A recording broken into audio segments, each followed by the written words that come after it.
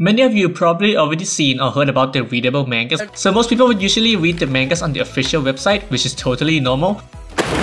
Because official sources are usually complete, but you see, there exist other manga chapters that cannot be found on this website, and I'm not just talking about the mangas made for in-game events which rarely gets included, which I don't have enough time to cover today. So what you should just know for now is that the impact of the events are immediate, like in this open world for example. The Sun Yuan Sword incident we play for the in-game is completely different from what we are used to today. For example, this hairpin, which this manga said was just a normal hairpin made by a random guy, which is completely different from the If Divine Key Fang Huan Down we call this thing today, among other things. This manga allows us to look into a period before the writing switches direction. You see, MiHoYo likes to do what's called a retcon. They like to introduce information later on that further explain previous events. The main way they achieve this is by expanding information on the previous era, which happens to contradict most of the stuff shown in this manga, so I can see why this was removed. By the way, I will have a link to all the mangas I will talk about in the description, so into the in-game chronicles, not to mention some seemingly contradictory lines and visuals, like this one that said Divine Keys gave the previous era a significant advantage in their fight, and then the next chapter starts talking about how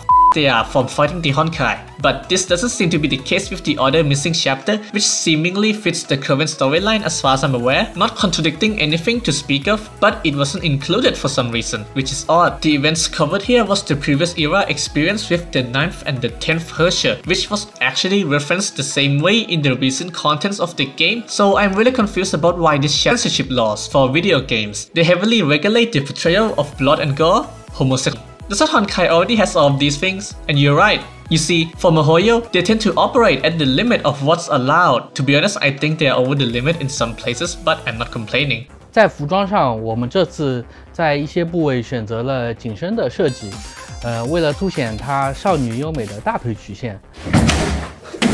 I'm sure some of you remember that time when this panel from Azure Water was temporarily removed because of, gay. Anyway, enough tangent. There's this chapter which lies somewhere before, but I'm not too sure. To summarize, the reason for certain chapters being removed was mostly because of the shift in the direction of the story, along with some being removed to comply with China's censorship laws. Like this one chapter from the ELF manga, which has something certain government might consider offensive.